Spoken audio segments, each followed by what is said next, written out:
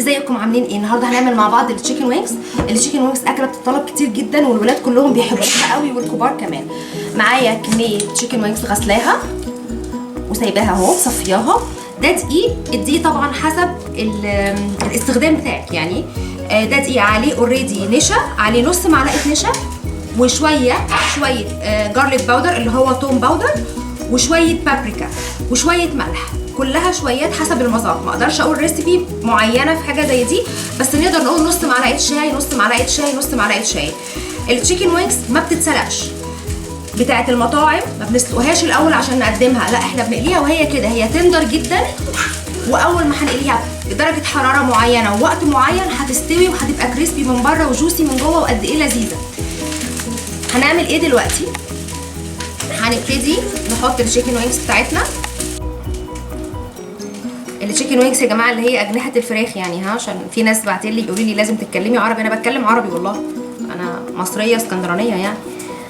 اهي اجنحه الفراخ حطيتها في الدقيق. الدقيق فيه بابريكا اللي هي بابريكا، وفيه توم باودر وفي ملح، شويه ملح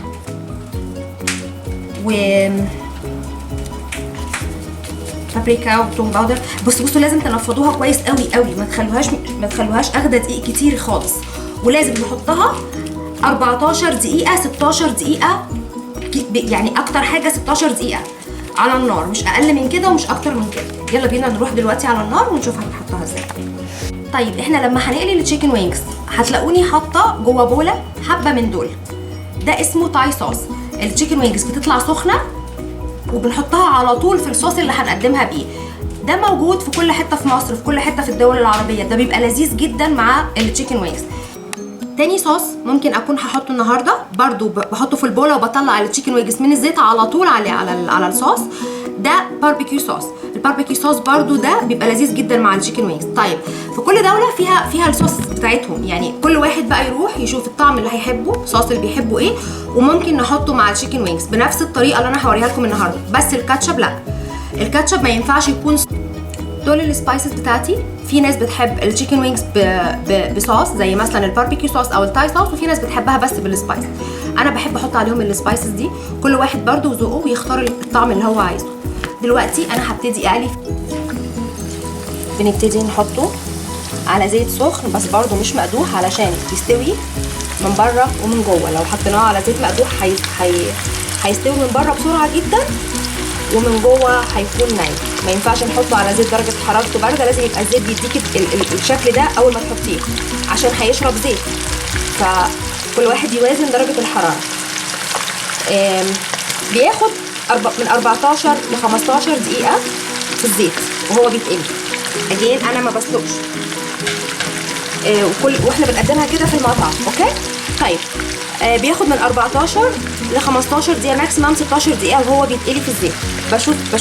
بشوف الدقايق من البوتاجاز.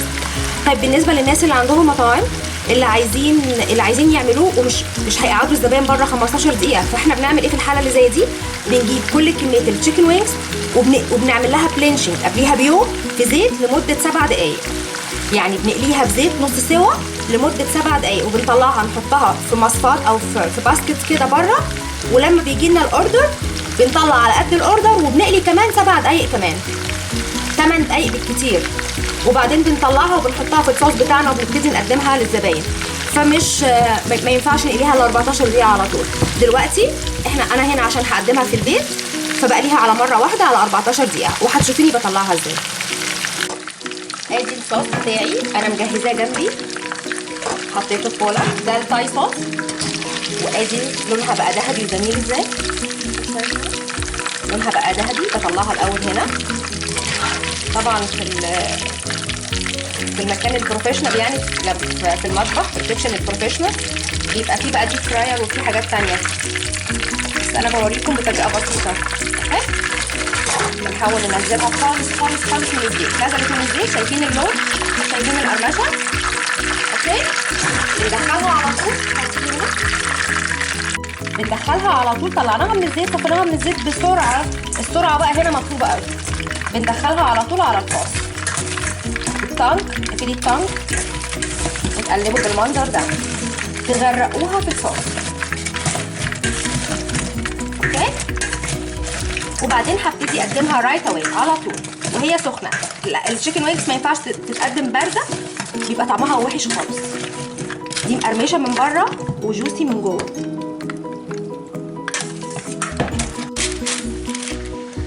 ادي اهو ببتدي اقدمها.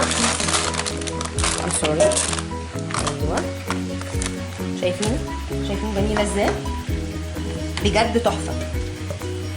كل ما تكون بجد تحفه، كل ما تكون غرقانه في الصوص بتاعها كل ما بتكون احلى والذ. الاكله دي بتطلب كتير برضو قوي، من الحاجات المهمه في اعياد الميلاد. ممكن تعملي منها كميات وتقدميها في اكتر من سيرفيس مع كام بيتزايه. خلاص عيد الميلاد الولاد هيتبسطوا قوي قوي. ده اللي احنا بنعمله هنا في الحقيقه. دي بالثاي صوص. دلوقتي هعمل الطبق الثاني بالباربيكيو صوص ونشوف هيبقى شكله ايه.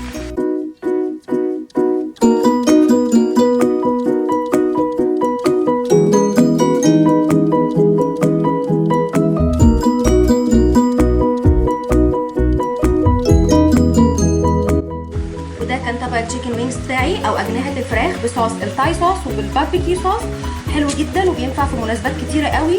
وصدقوني اوعوا تسلقوا الفراخ الاول. الفراخ دي بتتقلى على طول زي ما قلت لكم 14 دقيقه ومستويه وكريسبي من بره وجوسي من جوه وتجنن. وبالهنا والشفا. بليز سبسكرايب، بليز لايك اند يعني رايت فور مي كومنت و enjoy. ثانك يو.